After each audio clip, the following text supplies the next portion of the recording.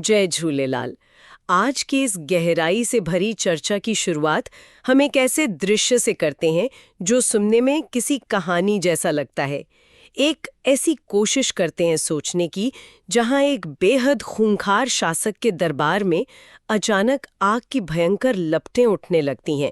हवा में धुएं का गुबार है, दरबार में हर तरफ अफरा तफरी मची है और लकड़ी के भारी दरवाजे जलने लगे हैं। हाँ, और इससे ठीक पहले कि वो आग दरबार की हर एक चीज को राख कर दे, कहीं से पानी की एक बेहद तेज उफनती हुई धारा अचानक वहां आ जाती है और वो उन विनाशकारी लपटों को बस एक झटके में शांत कर देती है। बिल्कुल। पता है, ये किसी फिल्म या उपन्यास का दृश्य नहीं है। ये एक ऐतिहासिक और आध्यात्मिक टकराव का सबसे बड़ा बिंदु है जिसने 10वीं शताब्दी के सिंध का इतिहास हमेशा के लिए बदल कर रख दिया। चांद या सिंधी नए साल के बारे में कोई ऊपरी बातें करना नहीं है। हम ये समझेंगे कि कैसे एक डराए हुए समुदाय ने जल के प्रतीक, अपने अटूट विश्वास और शांतिपूर्ण विरोध का इस्तेमाल करके खुद को एक बहुत बड़े विनाश से बचाया था।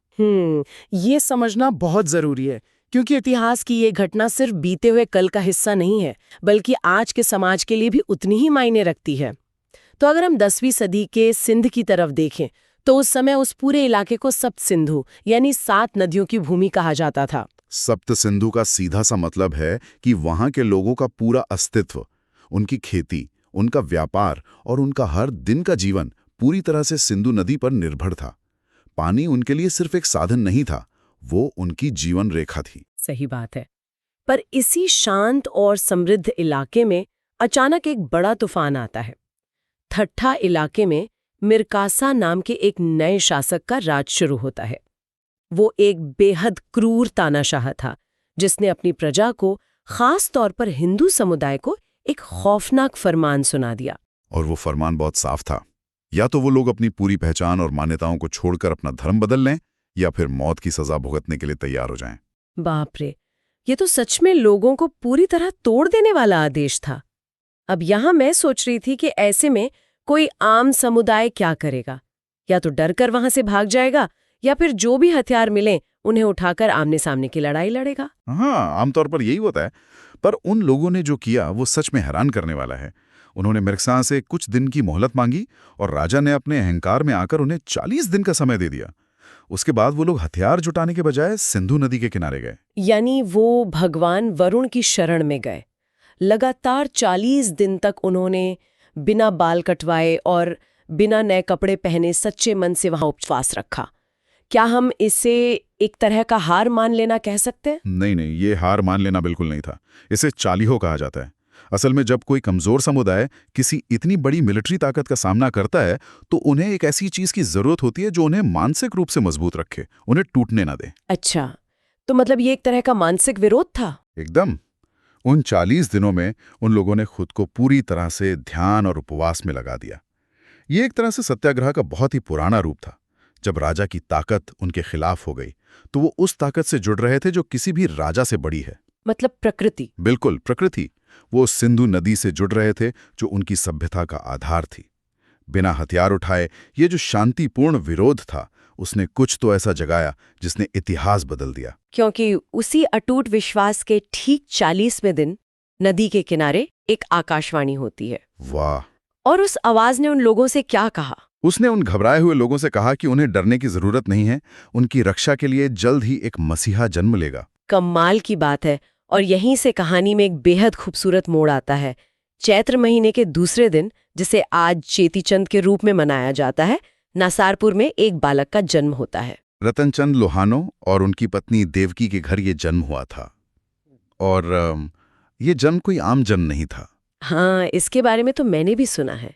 कहा जाता है कि जब उस नवजात शिशु ने पहली बार अपना मुंह खोला, तो लोगों को उसके अंदर विशाल सिंधु नदी बहती हुई दिखाई दी और उन लहरों के बीच एक पल्ला मछली पर बैठे एक बुजुर्ग संत दिखाई दिए। सही बात है। और उस दिन बिना मौसम के भारी बारिश भी हुई थी। पर अब यहां एक दिलचस्प सवाल उठता है, आखिर पल्ला मछली ही क्यों? मैं भी यही सोच रही थी। अगर ताकत या खौफ दिखाना था, तो कोई मगरमच्छ या कोई बड़ा जानवर क्यों नहीं? पल्ला मछली में ऐसी क्या खास बात थी? यही तो इस कहानी की सबसे गहरी बात है। पल्ला मछली को हिल्सा भी कहा जाता है। इसकी खासियत ये है कि ये हमेशा सिंधु नदी के बेहद तेज बहाव के बिल्कुल विपरीत दिशा में तैरती है। ओह, मतलब उल्टी धार में। तो क्या ये किसी तरह का प्रतीक था? 100% प्रतीक था। मिर्सा का अत्याचार उस समय एक तेज बहाव की तरह था जो सब कुछ बहा ले जाना चाहता था। शिशु के मुंह में पल्ला मछली दिखने का सीधा सा मतलब था कि ये नया रक्षक उस अत्याचारी बहाव के खिलाफ जाने वाला है। क्या शानदार विश्लेषण है ये। एक प्राकृतिक चीज को कैसे पूरे समाज के विरोध का प्रतीक बना दिया गया, और उस बच्चे के जो नाम रखे गए वो भी इसी ऊर्जा की तरफ इशारा करते हैं। जैसे उदयचंद यानी रोशनी का उदय, उद्रोला यानी जो जल से पैदा हुआ हो, अमरलाल जो कभी ना मरे। हाँ, पर इन सब में जो नाम सबसे ज्यादा मशहूर हुआ वो था झूलेलाल। और इसके पीछे की वजह ये थी कि जिस पल्ले में वो बालक सोता था वो बिना किसी के हिलाए खुद ब खुद झूलता रहता था। है ना? बिल्कुल। और ये झूलना भी एक प्रतीक है। ये सिंधु नदी की लहरों की उस प्राकृतिक लय को, उस रिदम को दर्शाता है। जब दुनिया में अत्याचार बढ़ता है और संतुलन बिगड़ता है तो प्रकृति खुद को एक नए झूले में, एक नए रिदम में लाकर सब ठीक करती है। संतुलन बनाए रखने के लिए।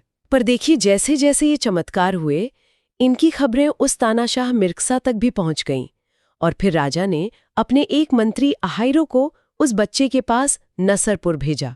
हाँ, पर आहाइरो अपने साथ कोई सेना लेकर नहीं गया था। वो उस बच्चे के लिए एक जहरीला गुलाब का फूल लेकर गया था। ये बात मुझे हमेशा थोड़ी अजीब लगती है। अगर एक राजा को पता चले कि कोई बच्चा उसके लिए खतरा है तो वो एक जहरीला फूल क्यों भेजेगा? सेना भेजना ज्यादा आसान नहीं था। क्या ये राजा का डर था? एकदम सही पकड़ा आपने। तानाशाही हमेशा खौफ पर चलती है। सेना भेजना एक भौतिक ताकत है, पर एक ईश्वरीय रक्षक का विचार राजा को अंदर तक डरा रहा था। वो फूल भेजना असल में उस शक्ति को बिना शोर मचाए आजमाने का एक तरीका था। पर वो चाल पूरी तरह उल्टा पड़ गई। कहा जाता है कि जब एहिरो ने वो फूल उस बालक को दिया तो उसने बड़ी मासूमियत से मुस्कुराते हुए बस एक फूंक मारी और वो जहरीला फूल हवा में उड़ गया। और उसके बाद जो हुआ, उसने आहिरों के होश उड़ा दिए।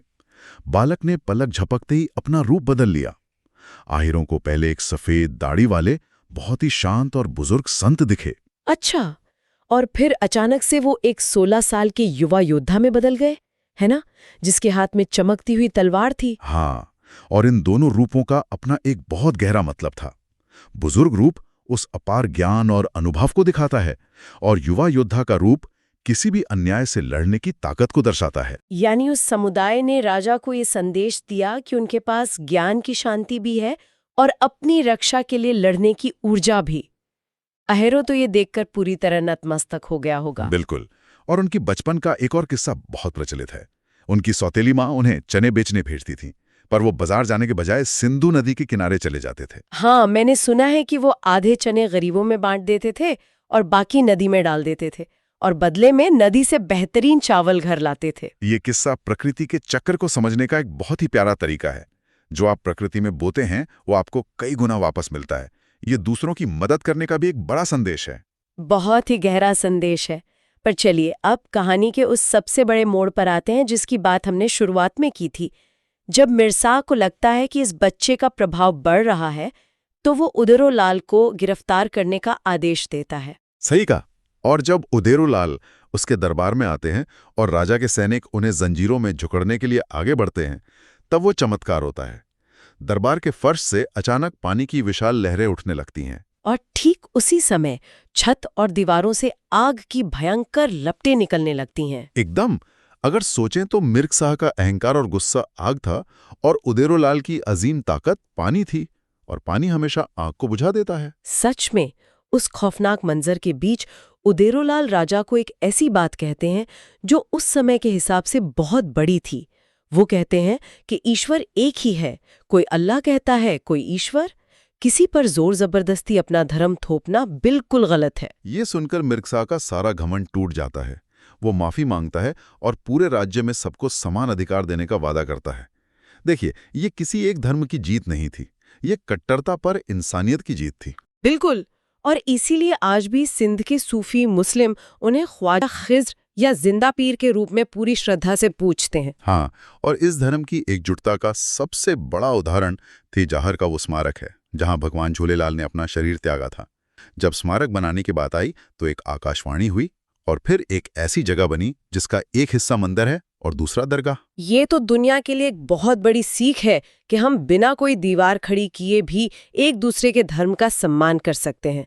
आइए अब थोड़ी बात करते हैं कि इस पूरी विरासत को आज हम चेटी चंद के रूप में कैसे मनाते हैं। चेटी चंद सच में उस अटूट विश्वास और जीत का एक जश्न है।